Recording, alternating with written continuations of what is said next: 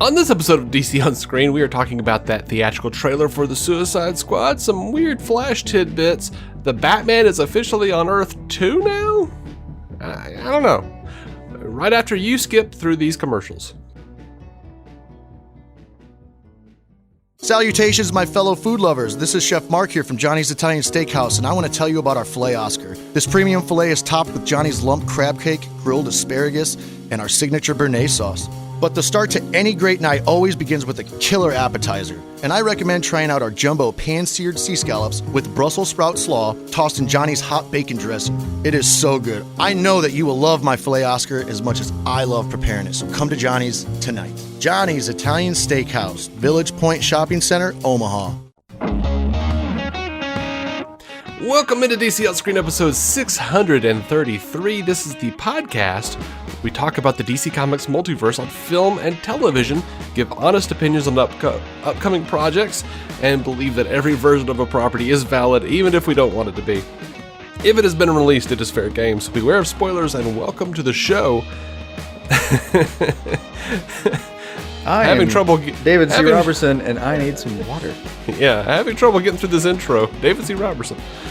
And this, the man who knows that time flies like an arrow, but fruit flies like a banana, Jason Gunn. That's a classic joke. Classic joke, Groucho, man. Yeah. I often try to roll with you on the intros, but I'm not even going to touch that. Just that's fantastic. Yep, just shine the tip like it's pewter, baby. Yeah, not even going to attempt to hang out in the wings of that joke. Yeah, you know, I tried my best not to make this one a dick joke, and then I said shine the tip like it's pewter. What the hell is wrong with me? I did the same, and then I accidentally said wings after a joke that talked about things flying. So I didn't mean to. I have dad brain. Dad brain pun's good. Oh my God. Dad brain just puns. Really quick, do you remember how I was telling you about the guy CT on the challenge who had gotten big but was still a beast, and he kept talking about his dad bod? No. That's the thing. I do not. And then there was a couple of seasons where he didn't do very well, and he went home early. He came back, and he was just like really in shape. And he says, "Yeah, I got rid of the dad bod. Now I have a fatherly figure." That's fantastic. Yeah. That's fantastic. Mm-hmm. Two quick anecdotes, and then I'll stop. Sure. Holding stop, I guess. But I literally said something to my wife earlier today. We have this. So my daughter has this little. It's called tie, and we called it that because it's a tiger shaped thing that roughly looks like an old tie baby, beanie bag thing. Okay. And it's a little bit bigger, but we bought her like a smaller version when we lost the big version one day. Mm-hmm. We got her a smaller version. This is the purple tiger, you said? Yeah, the purple striped tiger thing. Mm-hmm. And then we got her a third one because at this point my wife started like investigating manufacturers and emailing people to try to figure out like how can I get my hands on another one of these just in case. Right. Because this thing is crucial. You know how we're at that stage. Like this thing is oxygen. And she got one. She got a new one. It's kind of an oranger version than the purple one. But that's fine. And then she said, I've got one more coming. And I said, okay, cool. We're going to take the one more you have coming, and I'm going to shove it in my office in a corner where only I know exists, because that is our backup tie. Uh-huh. I said, embrace yourself, because I'm going to say this. It's there in case we need to tide her over. Uh-huh. And she just sighed and said, that's not okay. It's not okay that you did that. I said, you can't stop me. It is my right as a father to say that kind of stupid shit. Yeah. I mean, I'm not a father, and I say that kind of stupid shit on a daily basis. Yeah. Yeah, all right. She was not happy with me. So, we've got a whole 7 pages here. Mm-hmm. So let's let's get through. Thank you to the patrons. If you want to join their hallowed ranks, I don't know what it means to be hallowed, but damn it, they're hallowed. $1 a month gets you every episode ad free. $5 a month gets you that, plus whatever else we decide to put up. And we did record a Patreon episode just a few minutes ago, and I've got like 2 other Patreon episodes. Like, God, they're so long. I don't want to edit them. I need to. It backed up on me. You just throw it out. It's okay. Yeah. They're long. Yeah. Just Hail Mary that thing. Um, Hoist them. hoist them and hope they find a petard. Right. So yeah, that's happening. Patreon.com/DC on screen. If you do not want to deal with Patreon, or if you already do, and you want to help us out a little bit more, you can pop over to DCOnScreen.com and click the donate button. It'll take you to like a PayPal screen, and you can give us whatever you want.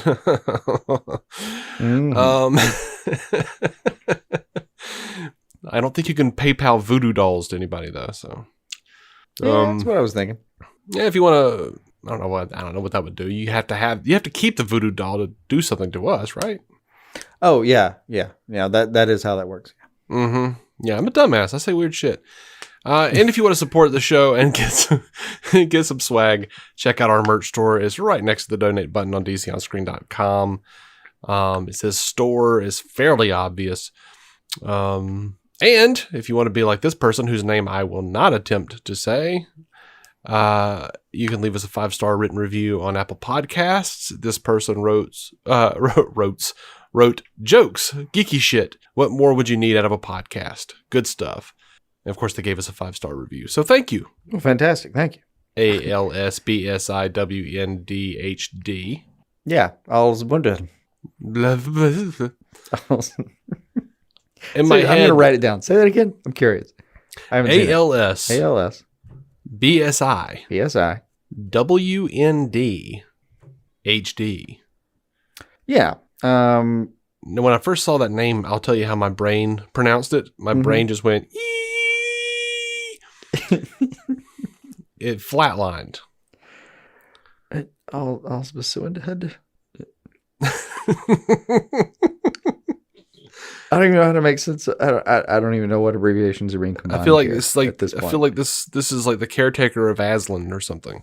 Yeah, like this is way worse. That I saw a license plate on the way to work the other day that was LYNSKYN, and I was like, "Cool, Leonard Skinner fan. I got this. Mm-hmm. I need no interpretation." All right. All's balls. Windy high definition. Mm-hmm. Yeah, I got it. All right, let's move on. Mm-hmm. All right, so quick note to start the show before we get into what little news there really was. If you are a listener of the show, if you've listened to us for a long time, if you follow us on Twitter, you know we stand with Ray Fisher, we stand with Chris Terrio, Fabian Wagner, Zack Snyder. We want to restore the Snyderverse. Absolutely. We want Journey Smollett in the Black Canary series that people are petitioning for. We would love to see Deathstroke on HBO Max. We'd love to see the Batfleck movie. All the things. But we're not getting deep into it this episode, man. Ray Fisher had that really lengthy article. A lot of it we've already talked about on the show because a lot of it just kind of recapped. There was a lot of new stuff. Yeah. I mean, that article, it'll renew your vigor, but it's not anything that we haven't kind of discussed a little bit before. Yep. Problematic people in charge. Ray says he doesn't think, he says these people aren't fit for leadership. I totally agree.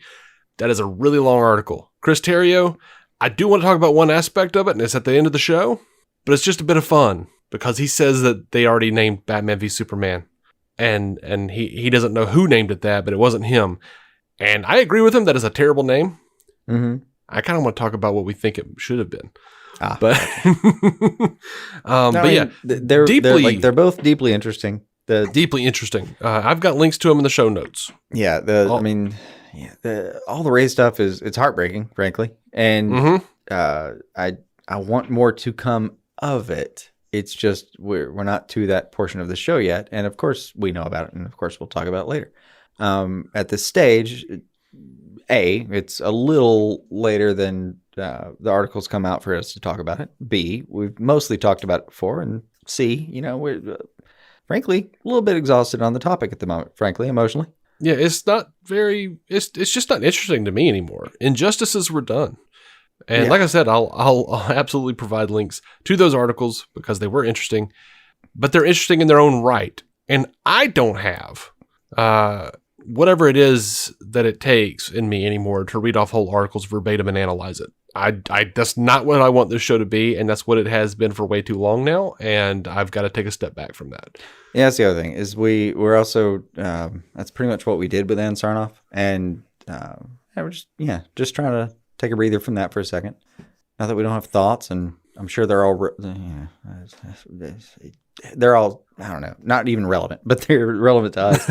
But they're like... They're not even relevant to me. Okay. I don't think part of it's like, I just don't think we can contribute anything. So right. That's, yeah, we know. And we're just it's not like we're moving on. We know it's there. We'll absolutely talk to anybody who asks us a question. But we're just not going to like cover it verbatim or go through every talking point. Like, frankly, some others have with amazing dexterity and some wonderful insight. I'll tell you too off the top of my head, because we're friends with these guys, and the Flightcast, his podcast, the Flightcast, go check it out. FLITE, aptly called the Flightcast. Right. Ray does a fantastic job digging into the Ray Fisher article on the latest episode of the Flightcast. DC Film Squadcast. They actually get into the Ray Fisher, but they actually go more into the Chris Terrio article. Can't recommend those guys more. Yeah. Both good jobs. Both great jobs. And even the Terrio stuff is like, it was interesting because it felt like a unique perspective on the writing part of the process, which is always interesting to me, and I know you. Yes. But I don't know how it would make it interesting to someone else necessarily from my perspective. Honestly, like if I had to paraphrase what Dave and I were talking about at any point when we were reading these articles and talking, it's mostly like, yeah, get them. All right. Yeah. Otherwise, it's just the artitle. Yeah. Go. Otherwise, read. it just speaks for itself, and we have nothing meaningful to contribute. Yeah. It's like I could read a paragraph and go, outrage. Yeah. That's about what I felt. Yeah. So, yeah. Yeah. But it's not being excited about these properties. And I'll admit, Warner Brothers is, dude, man, they're making it hard. They're making it hard to be excited about shit, man. Yeah, they're doing their damnedest to take the wins out of anyone's cells at times. And the funny part is, maybe the one meaningful contribution I can make right now is I feel like they think they're trying to just kind of like, it's like there's a whole kitchen working, and they think it's just one of 12 ranges and 48 eyes, and one of them has an oil fire, and they're just over there trying to fucking bat it down. And I don't think they understand what they're up against. It's just not that. If it was that to begin with, we wouldn't be where we are now. Yeah, I think if it was just like fervent followers of a director, it would be one thing. But now it's all tied into like actual like social issues. Yeah, stuff that actually needs change, regardless of even whether we saw this movie. So every time they throw out an HBO Max trailer for Snyder Cut that says the completion of Zack Snyder's trilogy. That's just like to a lot of people, that's just being like Warner Brothers saying, and we will continue to be racist. Okay. Yeah. No, I mean, it's all tied into everything. And the completion of Zack Snyder's trilogy. The image I had was a dude standing at the corner of a rug, holding the rug up about a foot and a half off the ground, looking at you pensively like, huh? And pointing under the rug as though that was where I was supposed to scoot. Fair enough. All right. So, like lots of amazing things have been said. We just don't have anything quite right now to say about it. And we took, it was during one of our 2-week breaks anyway, where most of it was breaking. So a lot of it's been said. So it's fine. Yeah. We will meet you again on the other side of when something really happens, and we'll be there for it. I'm sure I've said it on the show.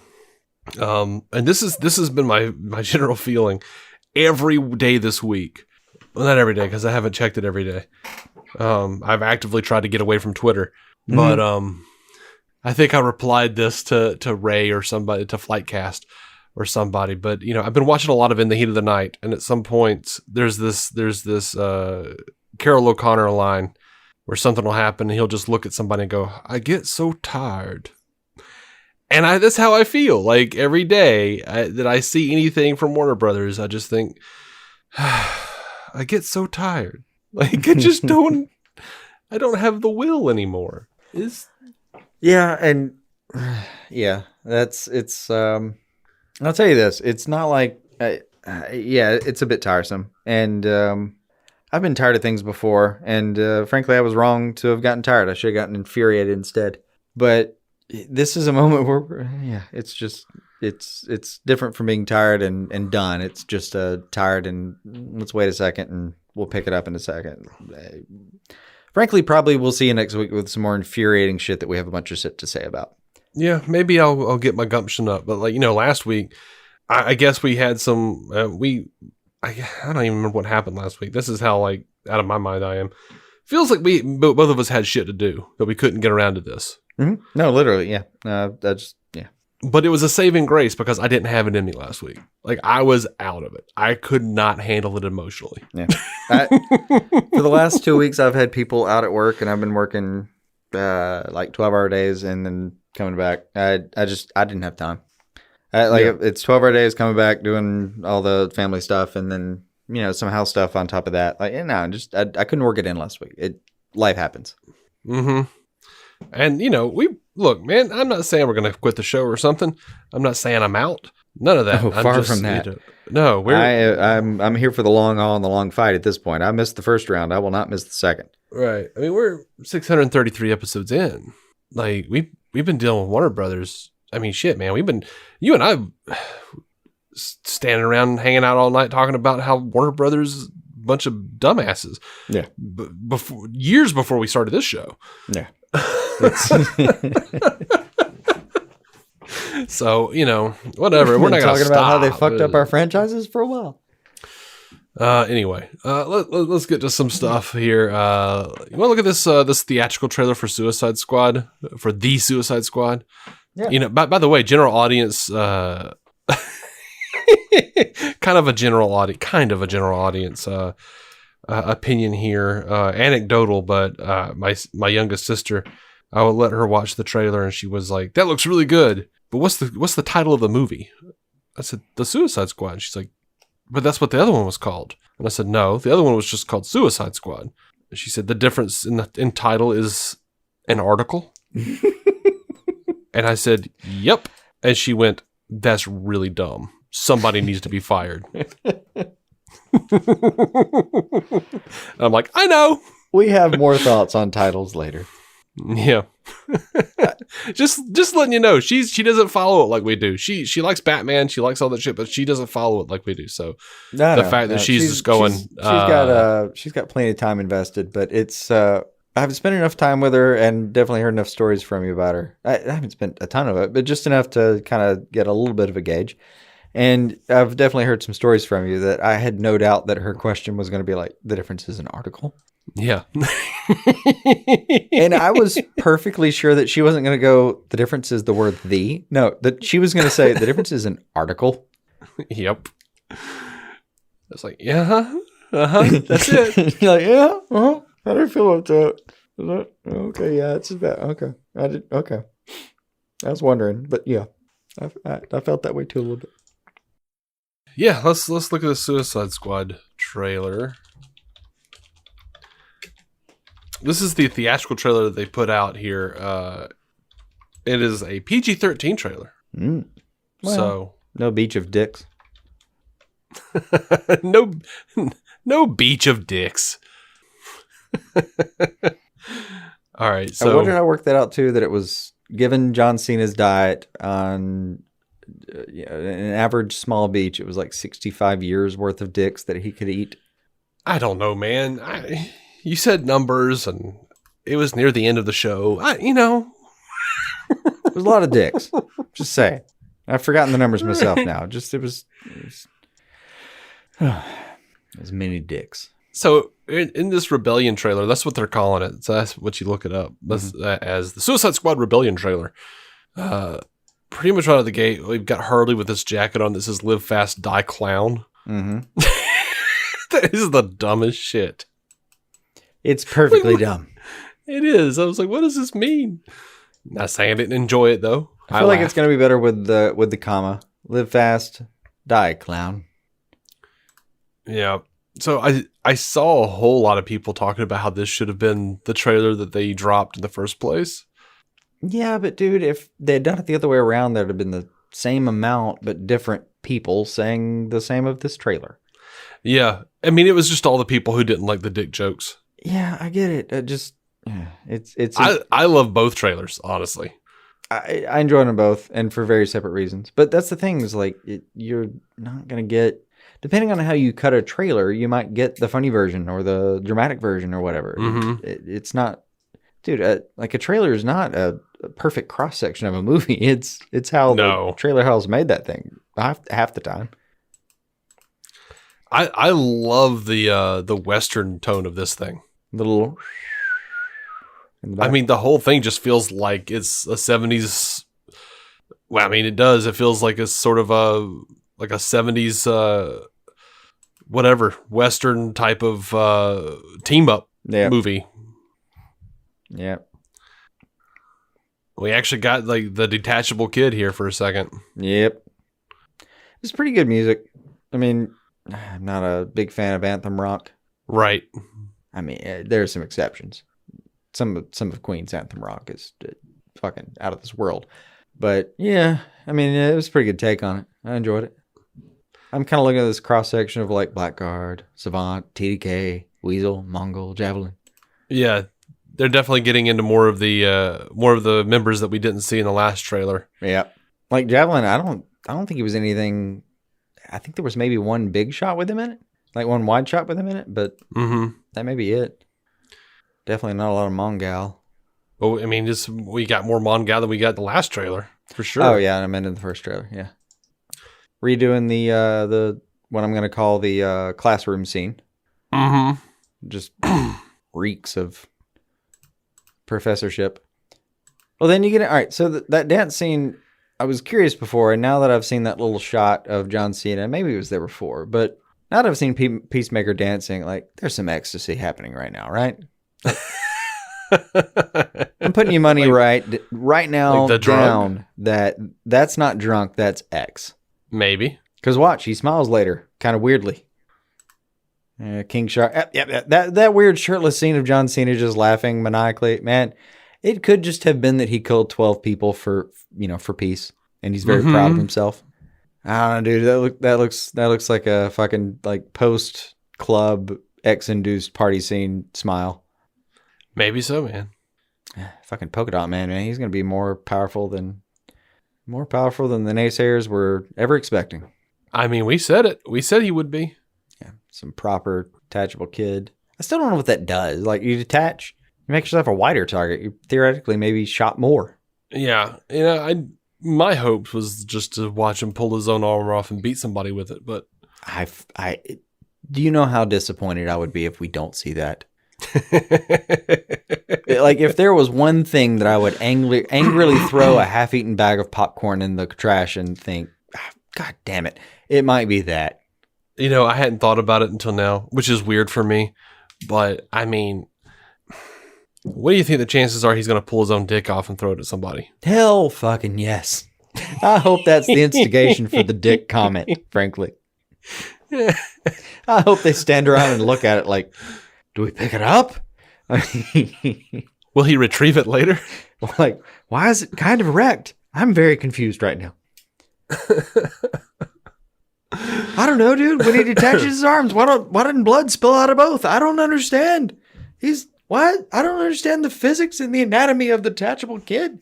Mm-hmm. Of course, he can just pull it off and yank it at somebody. Yeah, I'm looking forward to that. Looking forward to that scene. If it happens, it might be a little too far. I quite enjoyed but you're Peacemaker. I cherish peace with all of my heart, even if I have to kill every man, woman, and child to get it. Yeah. I thought you were the crazy one. I am. And it only makes you wonder more deeply because, how do you say his last name? You're way more practical. You've got it down. Hit me with David Dastmalchian? Dastmalchian. Thank you. I can never say it until you've said it for me. Desmalchian is one of those people that's like when he was on Gotham, for instance, like, God, man, fucking, who told you to do that? Tone it down. Yeah. What happened here? But I go between loving and just not knowing what to do with that guy's performances. This is one where I'm like, oh, fucking, I'm digging every second of this. Yeah. This mopey motherfucker dressed in multicolors. I'm digging it. I'll tell you this, though, too. You know, you'll recall he also played Abracadabra on The Flash. I do recall. And he reprised the role this season. Hadn't seen that yet. I know you haven't. And having seen these trailers very recently, for the first probably half of that Flash episode, I was thinking, dude, somebody is telling this dude to just like shoot for the stars. Like he is overacting. He's playing to the back seats. Gotcha. And then there's an emotional shift, and they actually hit on some shit emotionally for the character, and like a tragic backstory, and he tones it down. He plays it real, and I'm like, this dude's got range, because like clearly now I see that this is the you know, play to the back of the audience there. That's an affectation. Like this dude is like very, very broken. Yeah, no, I can get behind that, and I feel it. I know he's got comedy chops because I've seen those a few times too. He's a character actor that I feel like I've known for a long. Like you scroll down a 50-page IMDb or 50-link IMDb for him, and I feel like I'm gonna know 10 or 12 of those, and even if it's like a lost episode of My Name is Earl or some shit, I'm gonna like, oh yeah, no, I did see that. Yeah, you're right. But I don't know. I think I've said this many times before. There's people that you see them, and when they have a bad day, you don't blame them. That's one of those. Fair enough. Like, it's possible that if we pulled his episodes and the ones with Geomancer, we might find a director that was maybe somebody we need to have some concerns over. Yeah. Now, one of the most interesting things is this Ratcatcher 2 girl. With this trailer and the last trailer, like the combo, I've fallen for her a little bit. Like, I really hope she doesn't die. I do too. Yeah. She feels like the heart of the movie. Yeah, very much so. And those two in particular, like the fact that they were even on the one shot that was released a few weeks ago tells me something. And it's the studio, and maybe there's some fucking with this going on, but it's also a little bit different version of the studio than normal. Like this is because things aren't happening in person as much as they used to be. I feel like there's maybe going to be a little bit of a skew toward directorial power than there was previous to this. Maybe because it's easier to like tell somebody on Zoom to fuck off. But right. Just frankly, or to just be like, yeah, okay, cool. Close your laptop and go, oh, I'm not doing that shit at all, and go back to your daily business. But yeah, I don't think it was a red herring that those two were featured. I think there's going to be like a genuine. I think we're going to have some real feels about them. You see a couple shots of her here that you can see her kind of like it feels like it's going to be like the first time she gets the rats to trust her, and then there's this other moment where you see her just in all the debris and dust and sending the rats on. Yeah, like I think there's a lot. I think there's going to be a lot there. Hopefully, but I'm excited about this movie. James Gunn says that he had complete creative control. I'm very interested to see what he did. I gotta admit, just seeing King Shark in the back of all of these shots, just doing nothing, just cracks me up. It doesn't matter what he does.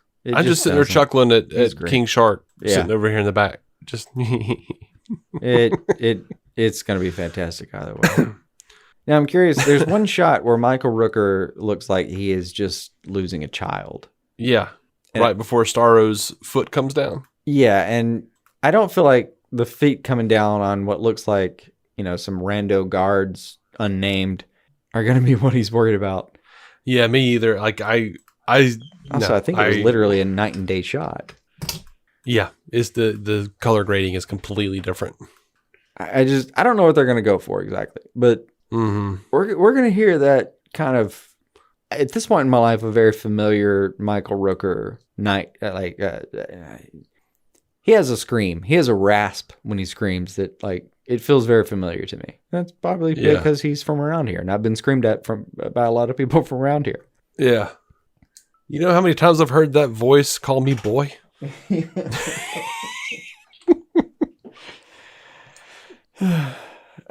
I can hear his voice say Jason. For God's sake, I've heard that tone of voice so often, and in that accent.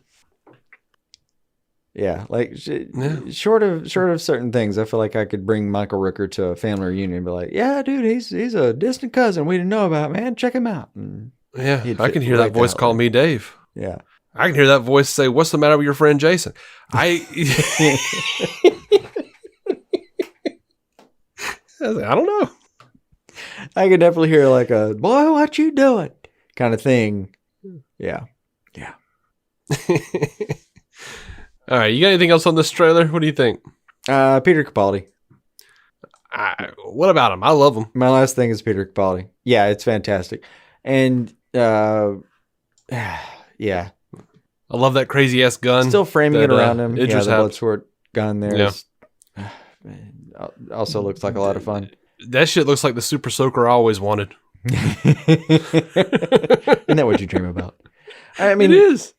And as far as the voiceover for the whole trailer goes, like that's Capaldi, right? Mm-hmm.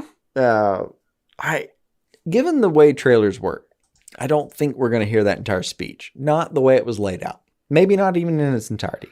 But there are going to be hints of it, and I like that it's even going to be a thing that the thinker is considering. Mm-hmm. That's going to be a lot of fun.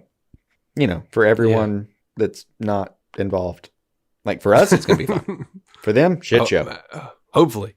Like, I want to laugh so hard I almost puke, and then I want to cry so much that I question my existence. Mm-hmm. That's what I want. That's what I've come to expect from James Gunn via, at the very least, the last Guardians of the Galaxy movie. I know there are some people who don't agree, but I'm sorry that, man, the Yondu, man. What is it? In 10 minutes, you go from like, I'm Mary Poppins, y'all, to... I want to say it was in like a 10, maybe 15-minute time range. You go from that scene to he may have been your father, but I was your daddy. Yes. Like, you're just, I don't know, man. Even if you don't like the humor of it, of the like, I'm Mary Poppins, y'all, whatever the fuck the line was. But that's fine if you didn't get the laugh. But if you didn't understand the feels of the like, but I was your daddy thing, oh man, I don't know what to tell you. Like that's right up there with Will Smith's "Why Don't He Want Me," man. I know, dude. Like if you had a good father figure, that's the kind of scene where you'd be like, "Oh man, I appreciate that I had a good father figure," and have some feels over it. And if you didn't, that's the kind of thing where you're like, "Fuck, I wish I had that kind of." Yeah, fun. I don't even. But there's like a legion of people out there who's like, no, because they made a joke earlier and now it undercut everything. Yeah, but those people, they're like the Venn diagram that I'm talking about between the people that could feel one thing and not the other. It's a circle with some shades.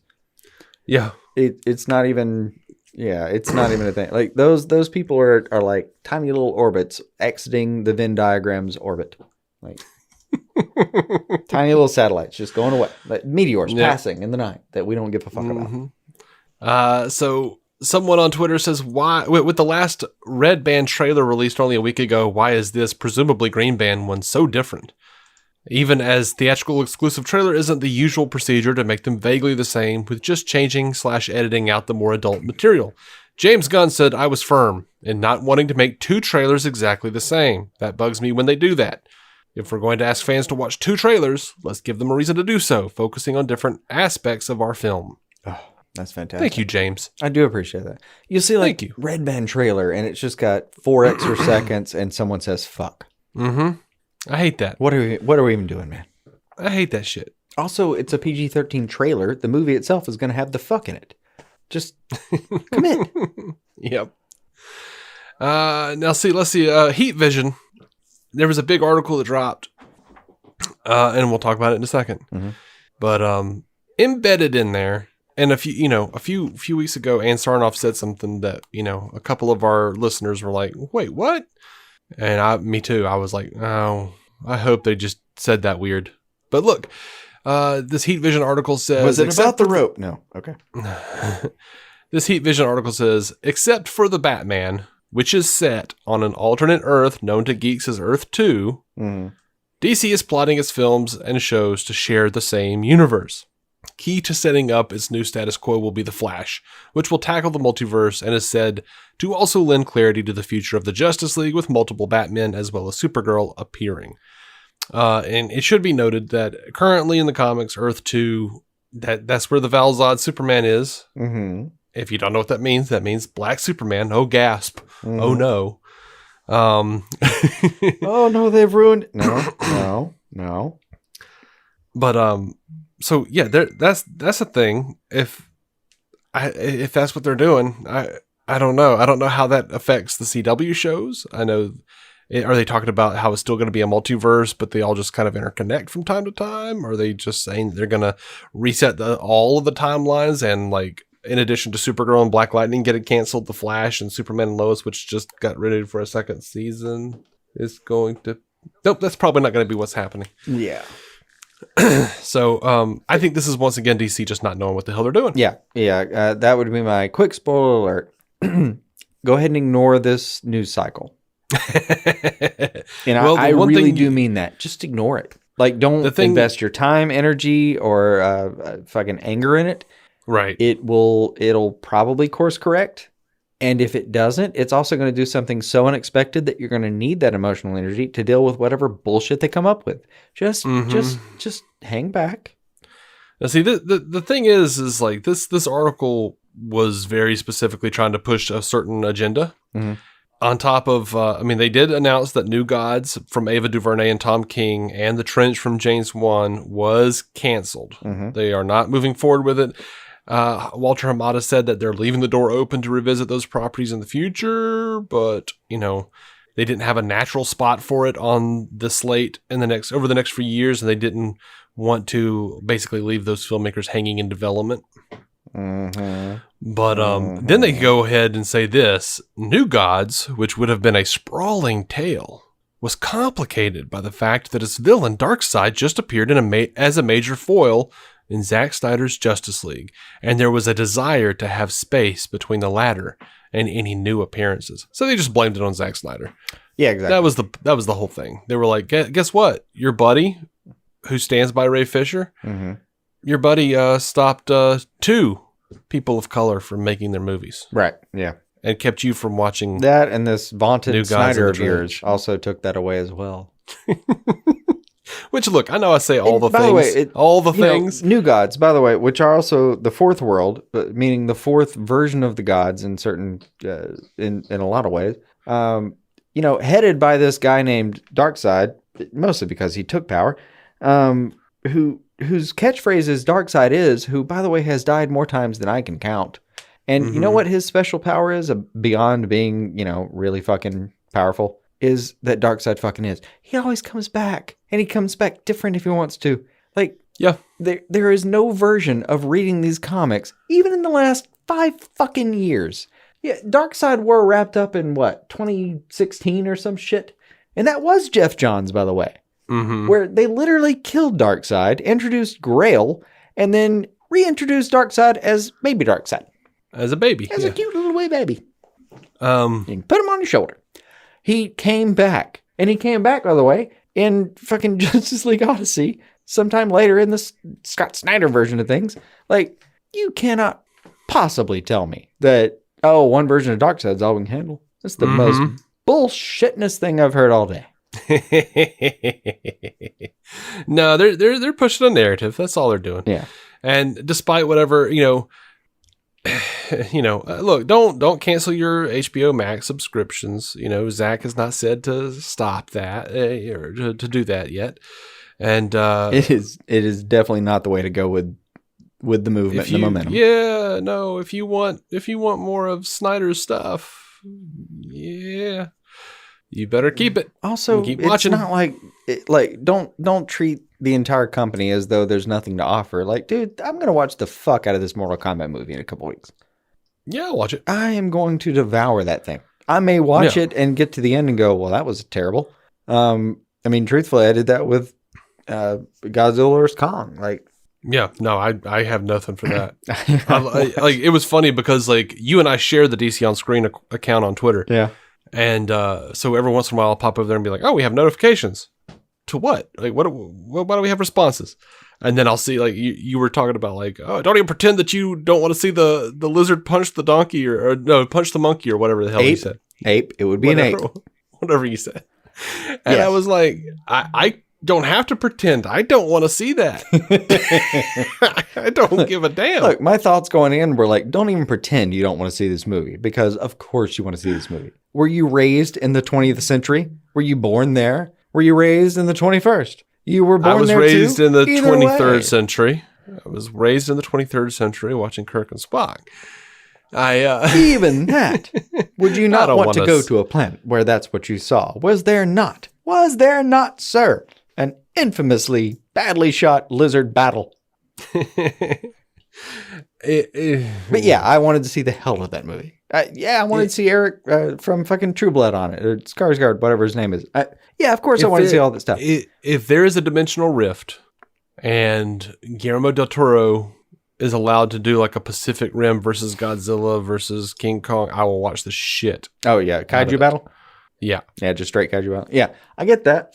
I wanted to watch the shit out of this movie. I did. I thought it was a mess. I have nothing for it. I will never watch it again. Probably never watch it again. It doesn't mean I didn't want to watch it and I wasn't excited about it. It doesn't mean I'm going to cancel my fucking subscription, dude. Right. I'm going to watch the other stuff that might be fun and good, and there's plenty to offer. Yeah, I'm going to keep watching Looney Tunes in my spare time, for God's sake. I have Mortal Kombat on my to-do list and Dune, and other than that, I don't know. But the Suicide Squad. We'll see. Oh yeah, the Suicide Squad.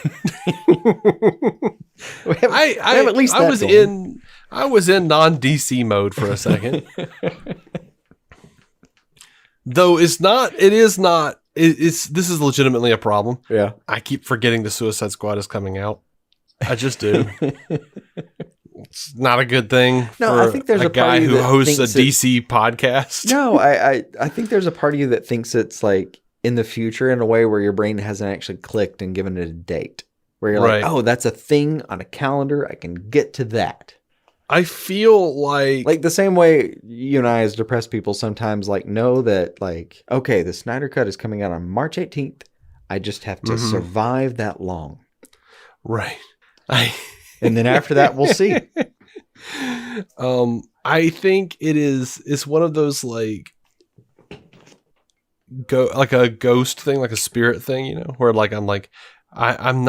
I have, because of all this Restore the Snyderverse stuff, I haven't been able to move beyond it.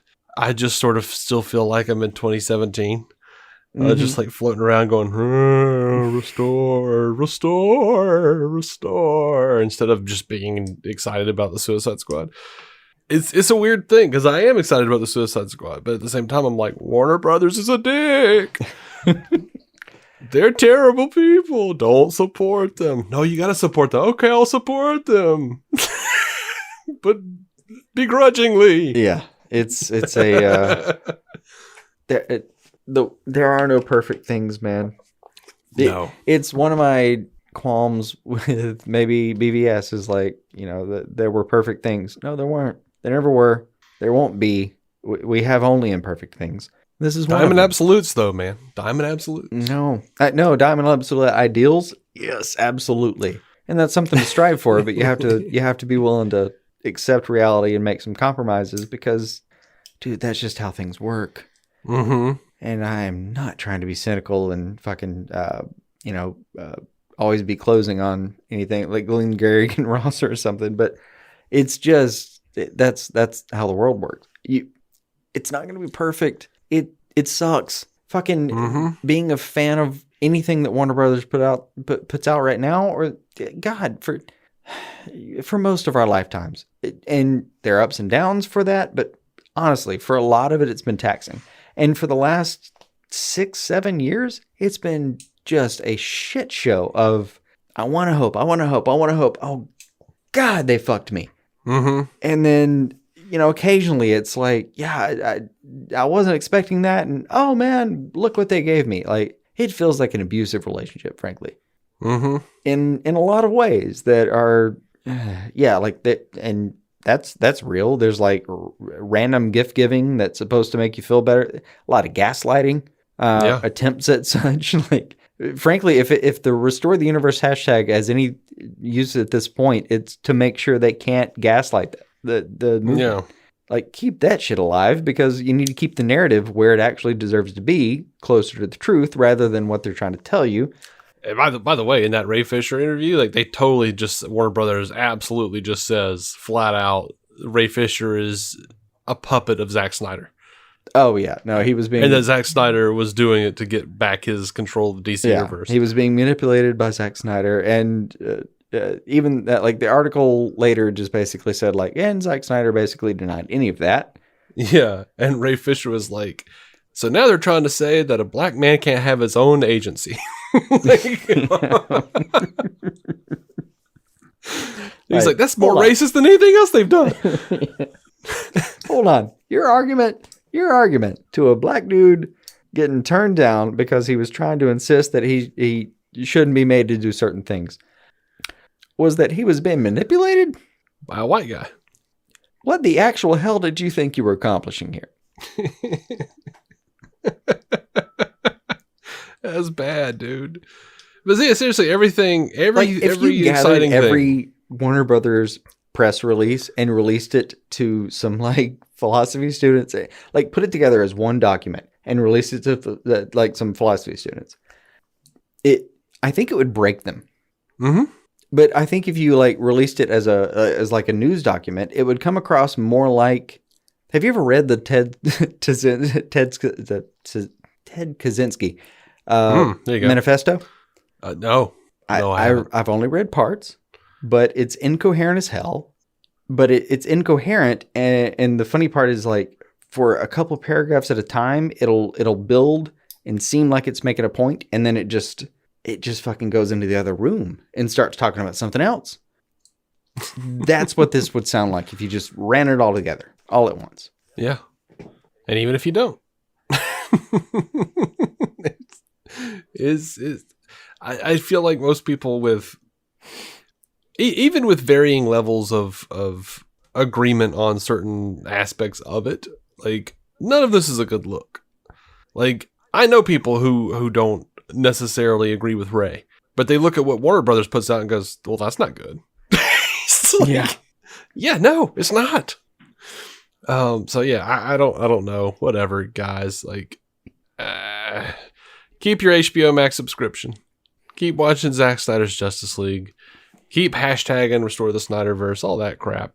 And all right, over the Flash. Ray Fisher was talking to Empire, and he said it'll be a bummer if he can't return as Cyborg. He says he and Andy Muschietti saw eye to eye on their approach to superhero stories and indicated that there's still a possibility he could appear in the film. He says, Andy seems to have his head on straight and understood these characters by making it about their relationship more than just a display of superpowers. We were on the same page about that, and it'll be a bummer if there is no way to resolve the issue. Now, the entire interview is coming out tomorrow in the new episode, in the new issue of Empire. So that'll be tomorrow for us, but it's probably on stands right now as you're listening to it, honestly. Mm-hmm. And I don't know what else that interview said because it's not out yet. It's a good reason. Yeah. So, it looks like the Flash though has gotten the VFX supervisor that was on, Zack Snyder's Justice League. Oh, cool. John DJ Disjardin. So, that's cool. Yeah. I hope, hopefully there's some, similarity at the very least with how the Speed Force looks on that movie with, what was in Zack Snyder's Justice League. Yeah. I mean, it couldn't hurt to at least bring him in to consult that. It looked fantastic. Mm-hmm.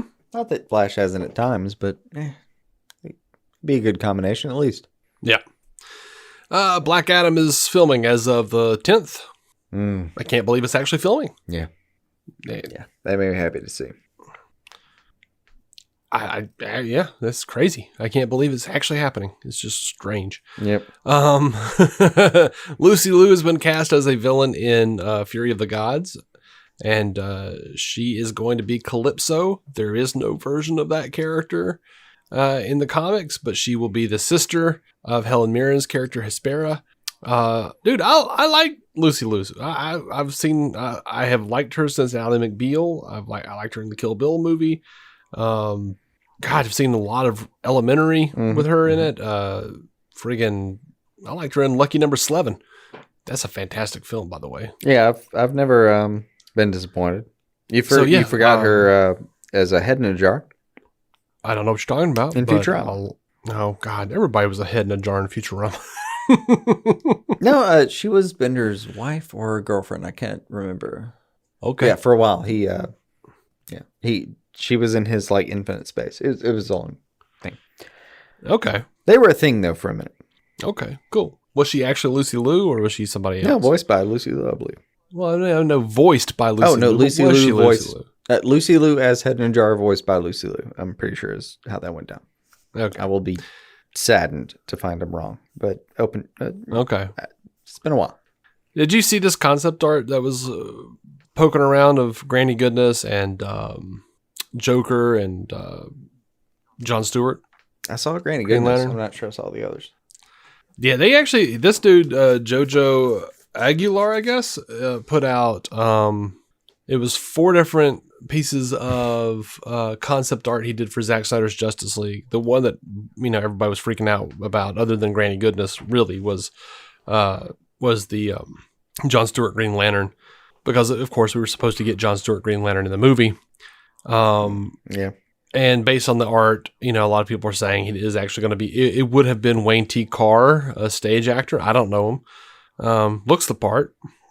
And let's see, Harry Lennix, though, the guy that played, Swanwick and who it turned out to be a Martian Manhunter, said that, he says, all along, I knew that I was going to be in it. It was going to be Martian Manhunter and Jon Stewart. John Jones and Jon Stewart. He was telling this to the Lightcast podcast.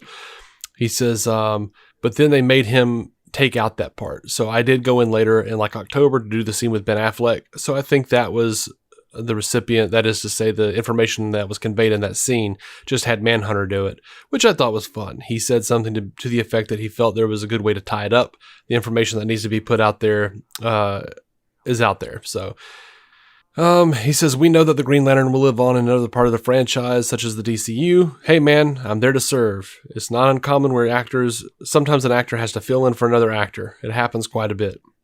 So yeah. And I think I would have loved to have seen Jon Stewart in Zack Snyder's Justice League had Warner Brothers let him do it. And I'll tell you this, that freaking Zack Snyder McFarlane DC Multiverse Jon Stewart figure that they're coming out with. Mm-hmm. It looks like very similar to this concept art. So I'm halfway curious to know if they kind of started work on that and they were like, we're not gonna have that in there. Oh, I'll just release a Jon Stewart. I mean, probably. Anyway, they kind of they start work on stuff that didn't really work out. Yeah, I want to say probably. So yeah, that was and by the way, that Jojo Aguilar guy says this was the best experience in my career working with Zack Snyder. I worked for a long time, and by far he's the most professional, most personable, and coolest. And thanks, Jay Oliva, for introducing me to him. Nice. I always like to see that. So many people shit on Zack Snyder for no reason at all. Yeah. But no one in the industry who works with him ever has a bad thing to say. Just saying. So last thing we'll talk about, Batman The Long Halloween, before we get into listener feedback. Sorry, we don't have fans. Or don't want to upset anybody. Batman The Long Halloween Part 1 trailer. You wanna talk about that, man? Yep, let's set it up. You feeling about it? I'm not a big fan of this art direction that they've taken since whatever it was, Man of Tomorrow. Yeah, I think so. I'm not either. It doesn't look like animation so much as like the those animated graphic novels. Yeah, motion comics. Yeah, that's the term I wanted. Yeah, it looks like a certain kind of like 1960s, 1970s manga to me, but like there's a stiffness to it that I'm not really very fond of. I do love David Dastmalchian. Again, talking about somebody being crazy. There's lots of crazy out there. It's Calendar Man. Yeah. Doing a great job. I'm loving that Troy Baker is basically doing like Hamill with his own twist as the Joker. I love that freaking so far, at least as far as this trailer is concerned, the guy playing Alfred sounds like Alistair Duncan. Dude sounds like God, my brain's just going. An Alfred? Well, he sounds like Ephraim Zimbalist Jr. from the Batman the Animated Series. Right. Like spot on. Sounds like that dude. So that's really interesting. This is Naya Rivera's last role. I think she passed away, and she's playing Catwoman. And that's weird to even hear her. But kind of impressed with Jensen Ackles doing Batman here. He's doing a good job. I honestly, I thought that was one of the parts that was going to be seamless, and I'm not surprised. He feels like he could do a good Batman. Maybe. I mean, well, clearly.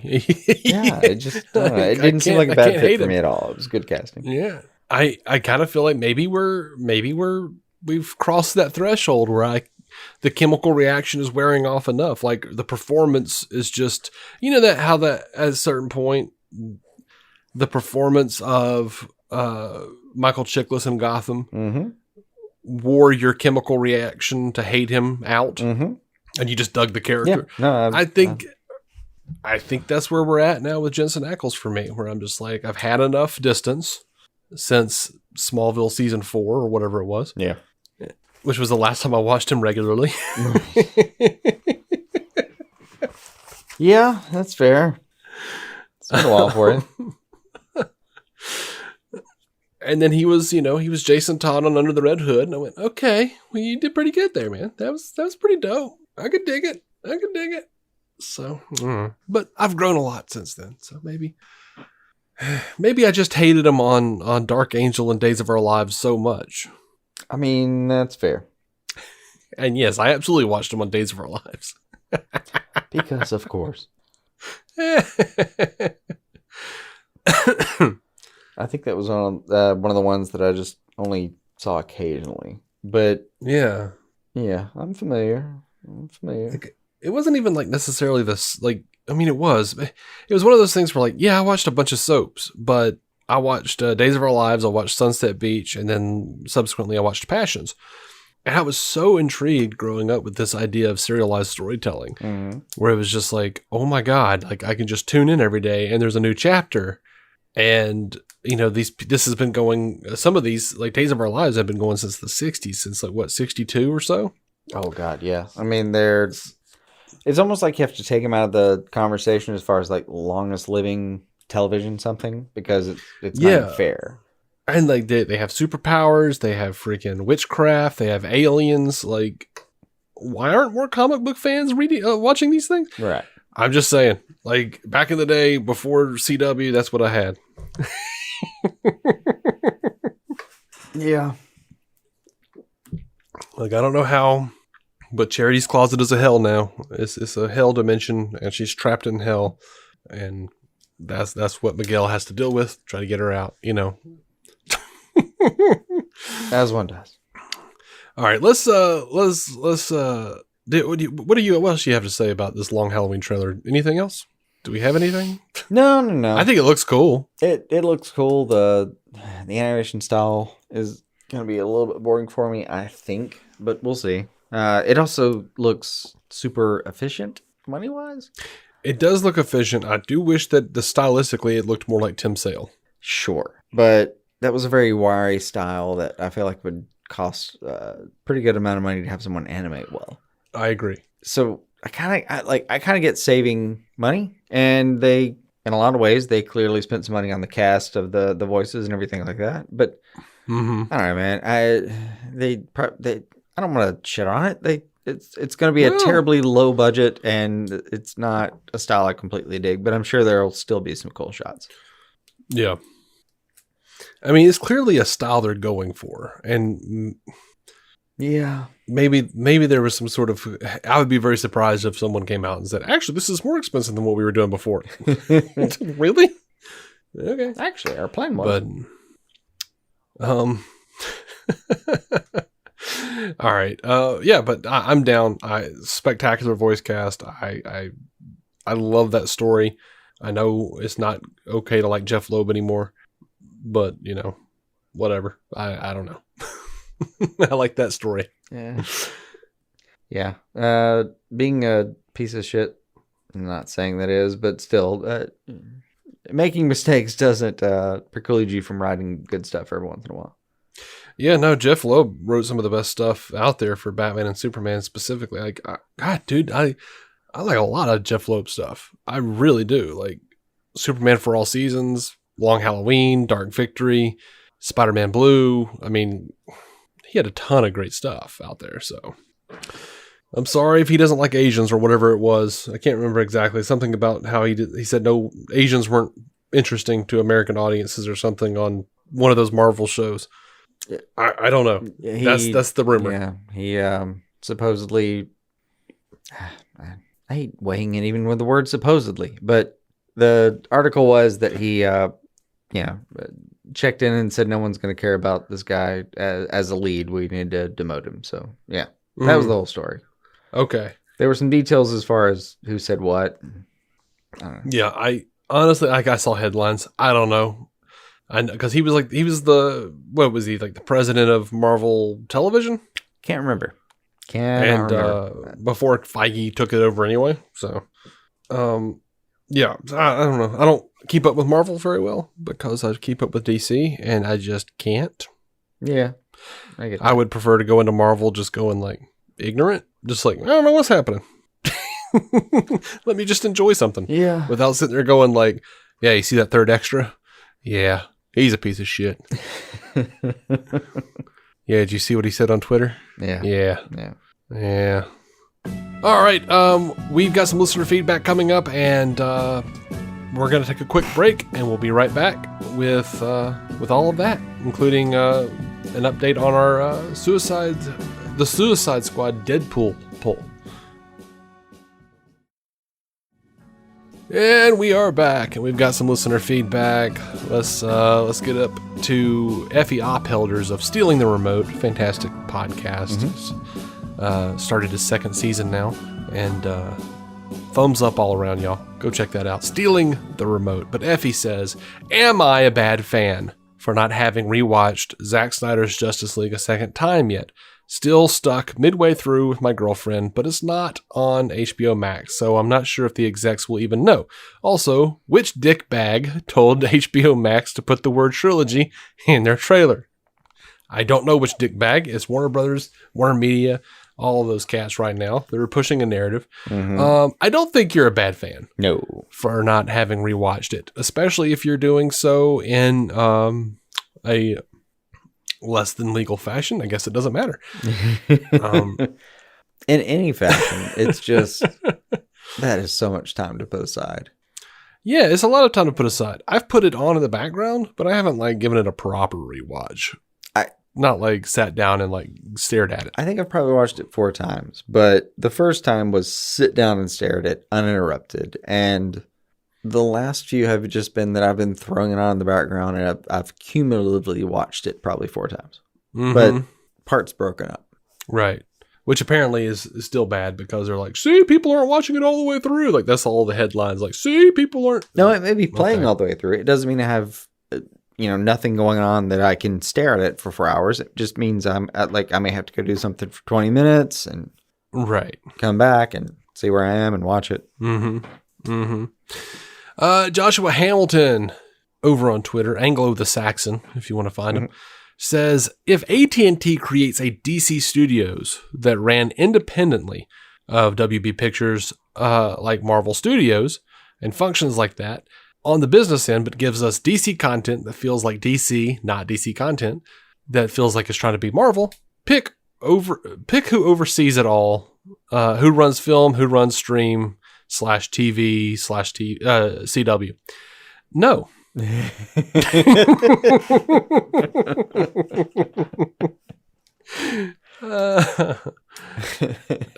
In short, no one should.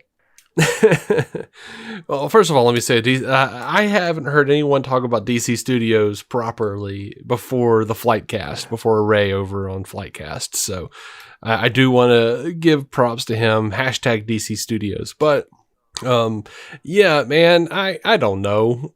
I had a take on this 4 or 5 years ago, and was foolish enough to post it on Twitter, and got a bunch of like wannabe screenwriters attacking me and telling me I don't know anything about the business. So yeah, I don't know. I like as like an overall head to steer the ship. I like Jim Lee, but you know, a few years ago I would have said Jeff Johns. Yeah. And now I would say Jeff Johns doesn't need to be in charge of anything. Yeah. It is a different skill set, and it's difficult. And Feige's singular in a couple talents he has. So it's hard to compare that. He is a very impressive individual at what he does. Yeah. And I'll say this though, whoever, like, I'm fine with Berlanti running the TV side of things.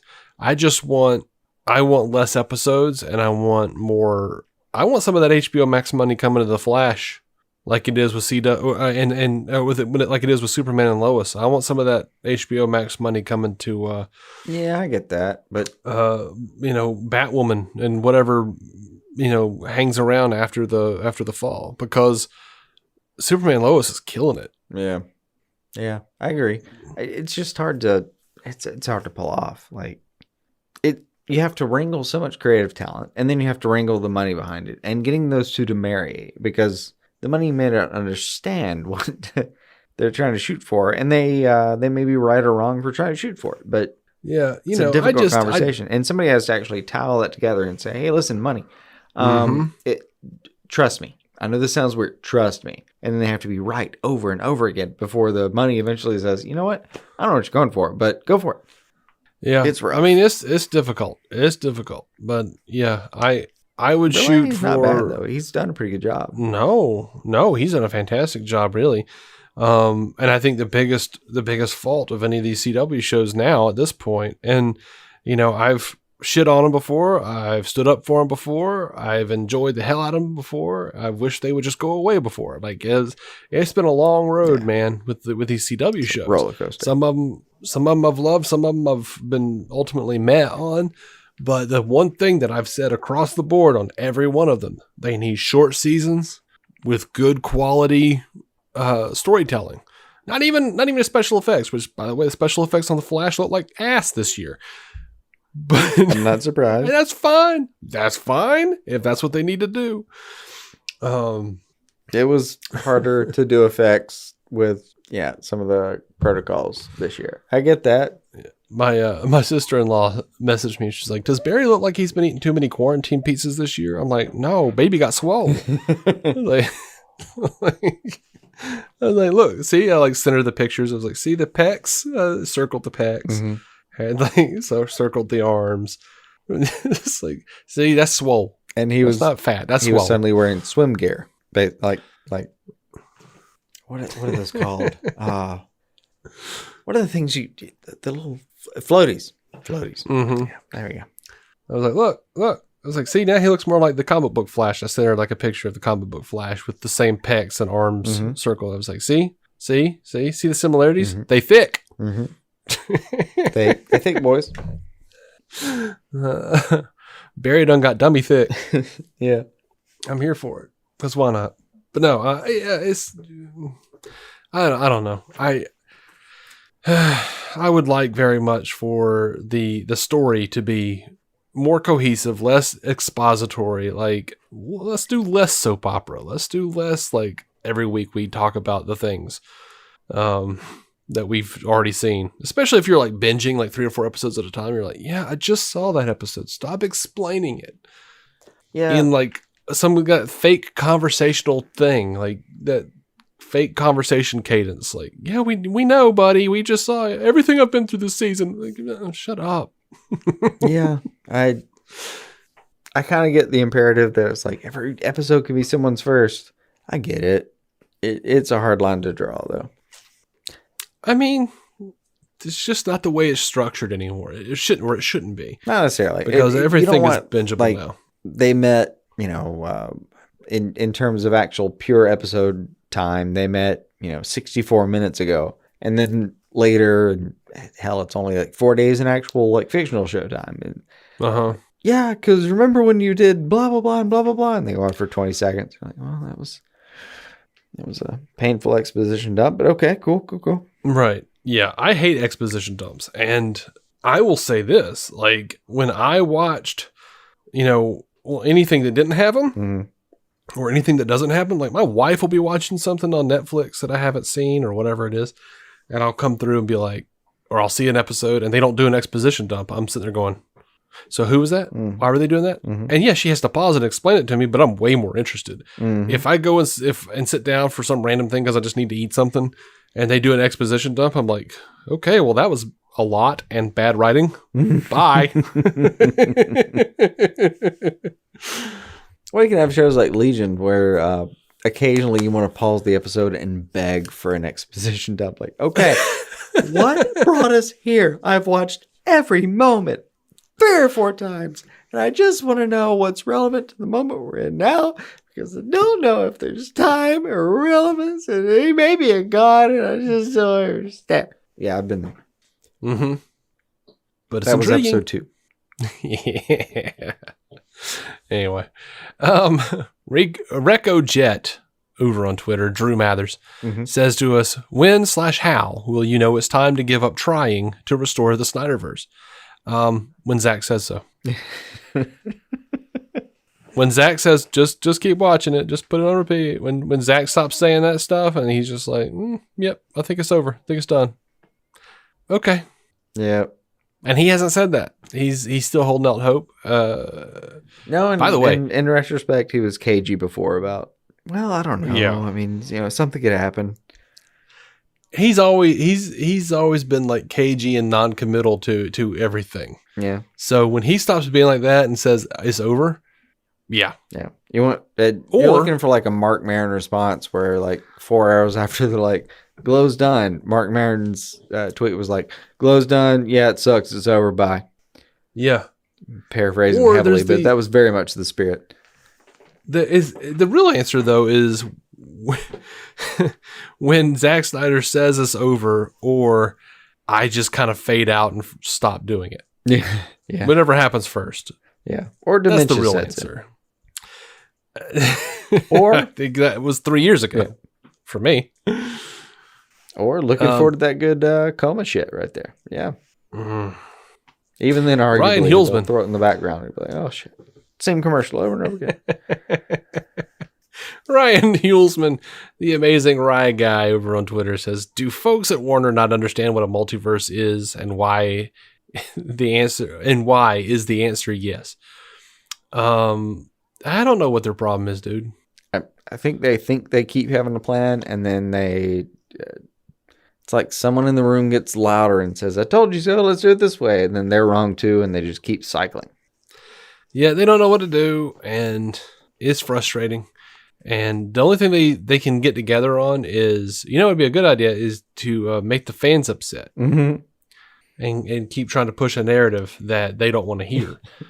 Or at least there's one guy with like a t-shirt full of graph paper and a bunch of charts in his hands that stands up and says, you know what we don't need apparently is these damn fans. That's the real problem here. Yeah. They have all this money they want to give us, and well, that's really gumming up the works. And what I'm seeing is we should spend it this way instead. Maybe there's some, like if you walked into one of those boardrooms and there was just literally a chant that was like, fuck the fans. And they were all just getting around by like, it was a motivational group speaker that just came around to like hype them up after some of the Rayfisher news or something. It was the mantra they had adopted for that weekend before the paintball session. Yeah. And, I wish. A bagel with schmears. Break. Yeah. Yeah. I wish I had the faith in Warner Brothers to believe that this was all just to get the fans more hyped up so they'd go and watch it more and more. I would be offended for so many reasons. Like, one, why did you think that was work? The Restore the Snyderverse hashtag and all the other hashtags are it did, but like, why continually trending. Why was but that your first idea? You know what we'll do? We'll make stuff, and we'll have some really impressive, but we'll just have some really impressive stuff fan wise product come out. And what we'll do is we'll bomb the shit out of the merch table at the junkets so that everyone hates us and writes bad reviews. And then once we have mixed reviews between the online and the criticism and the actual fan reviews, what we'll do then is we'll invite that director to make more of his vision, and then we'll cut him off at the last second right before it matters. Mhm. And we'll just cut the knees out of it. And then we'll have him do it again for just a hot second, and then we'll cut the knees out of that even further. And by the end, it's going to look like the Black Knight and Monty Python. Mm-hmm. That can't have been anyone's plan. Well, I mean, I'm just saying there are people out there, and I've at least considered it or hoped that it could be true, that they said, hey, the way to really rally the fan base is to say that we're not going to do anymore. And for Zack to be like, watch it on repeat, and then they'll watch it on repeat, and our numbers will look phenomenal. Oh, yeah. And it's my greatest fear with telling people, like, listen, we can't just bail on HBO Max, is that somehow we're being manipulated into keeping that part afloat and against even our own will, against our best interests. I can't rule it out. It just bothers me. Oh, yeah. And last piece of feedback from Chris Balga over at the World's Finest True Believers podcast, which, by the way, go check that out. Go subscribe to it. I'm going to be on the May 26th episode. Nice. Yeah. I think it's a lot of fun. Yep. We're going to be talking about It's a Bird by Stephen T. Siegel. So it's a fantastic graphic novel. Mm-hmm. But Chris says, which three characters in the Suicide Squad do you think are first to be killed? Who is one member that you think should survive but could end up being killed? And who is on your Suicide Squad? 5 members. Now, we did a Deadpool, though, didn't we? Yep. Like 9 episodes ago, episode 624. Mm-hmm. Of episode 624, we did the Suicide Squad. We did indeed. Yes. So, which 3 characters did we think were going to be killed first? Well, because I don't remember what we said back then. What we did, all right. So we pulled things apart, and there were 17 characters in the first footage. Mm-hmm. You and I independently, just to break that up and make it an even figure, we decided that Harley would live, so we took her off the board. Sure. As one does. And then, I'm just writing Harley down right there because I forgot to write it. Then we went back and forth, and we were trying to, we were just doing it like team captain style. Like, we flipped to see who had to go first, and basically, the more dead people you had on your team at the end, you won, because we were trying to pick who would die first. So, in order between you and I, going back and forth, we picked Blackguard. That was your first pick. You had you were out of the gate. That was your idea. Yeah. Pete Davidson, right? Ooh, you know what? What's happening? You know what? I was wrong about that. Oh, no. He was wrong. Jason said he was wrong. I was not wrong about you picking Blackguard. I was wrong that you got the first pick. I picked Weasel. Oh. And that was what evened us up. I didn't write a one about his name because it was a 0. Anyway, so I picked Weasel first. And then you had Blackguard. Mm-hmm. I had Thinker. You had Javelin. Okay. I had Sulsoria. And you had Bloodsport. Those were our first 6. If we're talking about the first 5 to die, then that's roughly it. Yeah, those are our rounds. Mm-hmm. For me, I guess it would be Weasel, Thinker, Sulsoria, and for you, Blackguard, Javelin, Bloodsport. How do you feel after watching a couple trailers about Blackguard, Javelin, Bloodsport as being the first to go? Black. I think I would change it to Blackguard, Javelin, and the Detachable Kid. Bloodsport's a little too much. He's a little too featured. He's dick deep in that thing, man. Okay. I think you're thinking at the time was like, it's too big a name. They're gonna kill him and reduce the cost, right? Something like that. Yeah. It may still be the case, but featured in the trailers. I had Weasel, Thinker, Silsoria, and I could still get behind Silsoria, mostly because I don't even know if I've seen her so far. Yeah, I don't think I have either. And I don't think Weasel will die. I don't either. I think that was a bad call. I think I missed the boat on that one. I think I was thinking it was the CGI aspect of it that it would be hard to keep up with. And then specifically Thinker, I mean, he's the heart of the second, Rebel trailer or Rebellion trailer or whatever. I think I was way off base with that. I do think he'll die. I just don't think he should have been my top pick. Yeah, I think he'll die closer to the end. Yeah, I think so too. Of course, I want an HBO Max spinoff of Capaldi as the Thinker, but that's just me. Yeah, I could deal with that. Mostly because I'm quite certain he could carry it. Yeah. Now, who is the one member that you think should survive but could end up being killed? I mean, if we look at the bottom of our list, it was the very last pick among anyone was Waller. Just to give you the last three of either Waller, Peacemaker, Boomerang, Savant, Rick Flag, King Shark. Those were our last six. Well, including Harley, because we should put her there. That was the last seven. It's a pretty good bottom half. And among those, reading back, King Shark, Rick Flag, Savant, Boomerang, Peacemaker, Waller, and Harley. What would be your pick? I have a bad feeling. I feel like Ratcatcher is going to be the heart of the movie, but I also think she might die.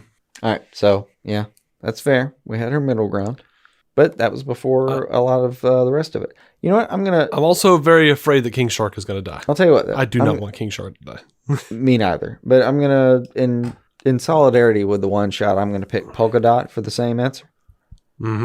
Just to give you the opposite side of that poster and stick with you on that answer. Yeah. I could see that. I could see that, he wants to die, and then at the end he sacrifices himself despite wanting to live. Exactly. Yeah, I can do that. And Martian can pull it off too. Yeah, because he's dope. Absolutely. Who is on your Suicide Squad? 5 members. Do each of us? Yeah. Just looking at the list here, I'm gonna need some. We're different people. Oh yeah. Since when? Did you file the paper? Forever. We have been legally emancipated. Remember that girl you dated who you brought home and she met me and she went, "Oh God, there's 2 of you." Yeah, that happened. It was fantastic. We're just both sitting there playing Call of Duty and talking shit, and she's just like, "Ah, shit." I'm not gonna be getting on with this conversation. Awesome. Good to know. So where was I in my Cosmo magazine? Yeah. I'm gonna pick based on just general attributes. I'm gonna say Polka Dot because that sounds like it's gonna be a pretty funny thing. I'm going to say Rick Flag because I forgot how much I liked Kinnaman's accent in these films. Okay. And he's probably going to be my team captain. I'm going to say Blackguard because you won't, and I'm going to try to pick him up off the map. I'm going to say Boomerang because I like his sense of humor, and Savant. Okay. If I had to assemble I'm assuming this is from all the DC universe, so I can just do whatever the hell I want here. I was just going from that list, but hey, nothing stopping you. Go for it. Yeah, no, I don't know. I would say I like Rick Flag. I'd throw him at the top. Harley Quinn, Poison Ivy, Boomerang, and King Shark. Yeah, it's pretty solid too. Yeah, that is. If I had 6, I'd probably throw in Black Spider. That is solid. Maybe Killer Frost. Yeah, that is good. I would love to have Killer Croc and King Shark on the same team, both like vying for the dumb animal member slot, you know? Trying to eat more enemy guards per mission to prove dominance. Like fighting over Yeah. it. Fighting over it to some degree. Yeah, like they get in, they finish this complicated mission, a bomb is diffused, they get out, and as they're leaving, you just see King Shark and Croc, and they've got like two sides of a torso, and they're like just playing tug of war with it. Have you been here the whole time? I will say though, is I'm loving the Stallone version of King Shark, but in my heart now, Ron Funches is King Shark. Yeah, like, that's a lot of fun. That take is really good. They're both pretty great. It's sort of like Momoa still hasn't won me over from friggin' Bender. What's his name? My brain's not working. If you hadn't said John DiMaggio. John DiMaggio. God, my brain wouldn't keep. Ashamed how long that took me. I know. I'm like, he didn't. I know that voice. I know that. Like my brain is trying to like egg me on, jog my own memory. Yeah. But yeah, no, I love John DiMaggio's take of Aquaman on Brave and the Bold so much that like Momoa still hasn't quite gotten there for me to some degree. Like I'm just still like, I mean, I know they're all different. Will this ever be the same? Well, like when I see that, and what kills me is that like I kind of wish James Gunn had done the Hammerhead version of King Shark, just because like this version of King Shark looks so much. He just looks like live action Ron Funches version of King Shark. So like when I see him, I expect him to just talk like Ron Funches instead of Rocky. Yeah, for sure. This looks like a shark you could have a beer with. Yeah. Though I will say they've got the mannerisms down in that trailer when he says hand, and they're like, "Yep, that's your hand." And he like the way he like sits back and like looks over to the side. That's like a Stallone mannerism. Like they have that perfectly. I somehow read it as like very proud he answered the question. Like, I got this. By the way, you know what we didn't talk about? What should be the title of BVS? Oh, the actual title of Batman vs Superman. Dawn of Justice isn't bad if you have some follow through. Right. I didn't mind Dawn of Justice. I agree. BVS is. Terrio said he thought putting Batman and Superman in the title was just like marketing, but I'm like, also, can we stop with the whole like Dark Knight, Man of Steel shit? Like, it's okay to just say Batman and Superman. Yeah, it is. It really is. It just is. Yeah. But it was a long title, and Batman v Superman, and there's that confusion with the versus v courtroom. I mean, it's not confusing as far as how it's meant to be used. It's definitely not meant to be used for any kind of physical combat if it's a V. Yeah, I feel like there are like two different. There's a spectrum, and on one end is Batman v Superman: Dawn of Justice. Right. And on the other end of the spectrum is World's Finest. And you don't want either of those titles. Not for this. Not for this. I mean, God, it was a pretty sprawling movie before we knew, anything like a 4-hour Snyder Justice League. Hard to think. So even then you had Man of Steel, then this was the Thing, then Wonder Woman, then Justice League, Aquaman. That's how it ended up. And I know this was supposed to be part of the whole Justice League trilogy, as it would have been originally, not with this being the ending. Well, taking a page out of the comics, the recent comics, we can call it the unnecessarily Dark Knight.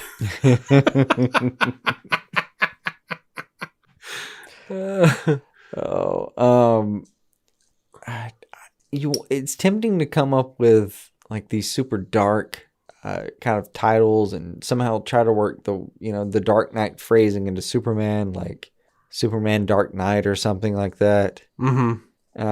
Which would have made sense, but or just be weird with it, like the Mother's Brothers. Oh God, Martha's Vineyard.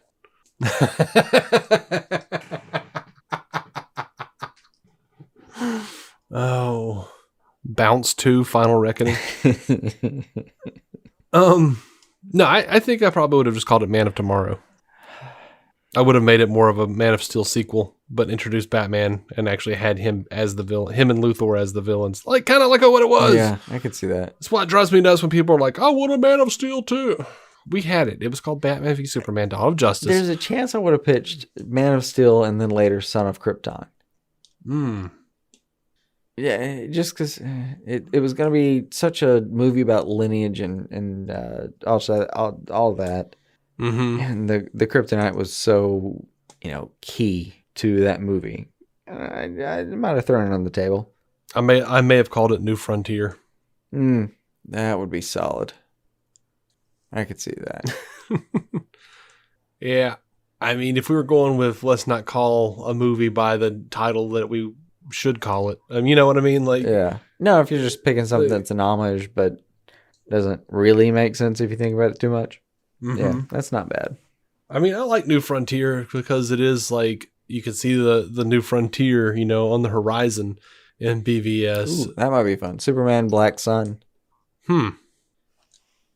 But I still think Man of Tomorrow is my favorite. I could dig it. Honestly, just do it the way they do in the comics a lot. Normally it's Batman, Superman, and it's Batman on one line, a line, and then Superman below the line. Mm-hmm. I've seen it that way more times than I can count. It's not standard, so few things are. But even if you did that, just Superman and Batman, or just Superman, the same thing, Batman, because you're going to make it a Superman-led thing or whatever. And then, like, if it was IMDb page, it would read Batman/Superman, blah, blah, blah, whatever year, Mm-hmm. Well, you could just, Man of Steel, and then the sequel being BVS, call BVS Man of Sorrow. Yeah. And, like, do like Zack likes to do, you, like, have one of these, like, really artsy trailers with like Bruce, doing his CrossFit or whatever. Mm-hmm. And it's like, I am a man of constant sorrow. I've seen trouble all my days. Or take the Luthor thing into account, and it would really change the soundtrack. But like Superman Wicked Games. Mm-hmm. Be a very different. Yeah. I don't know where you would have used that song. Maybe in the bathtub scene.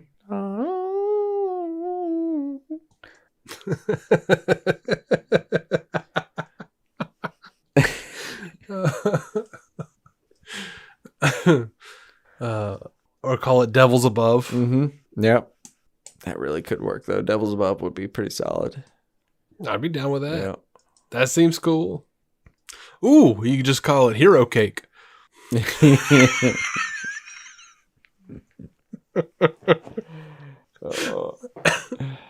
Or, something generic-ish like Superman Mind Games. Generic enough.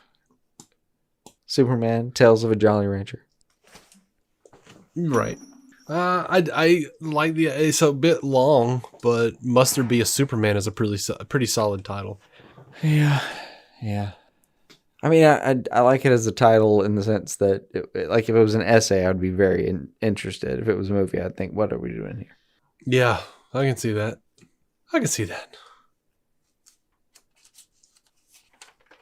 I don't know. I think that's all I can pitch. I think that's all I got. I'm tuckered, man. Mm-hmm.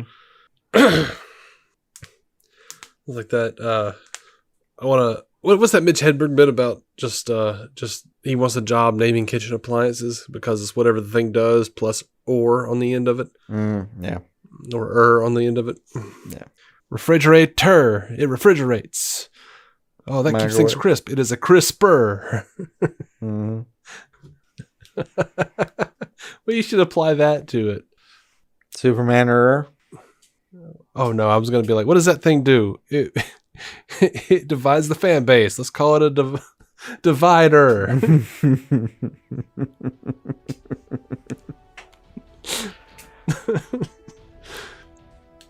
All right, I think I'm done. You got anything else? Yeah. You want to say to these fine, upstanding people? Yeah, no. Other than see you soon. Yep, we'll be back soon. And my belief is if you're a patron you'll see us sooner. But until then, keep some DC on your screens.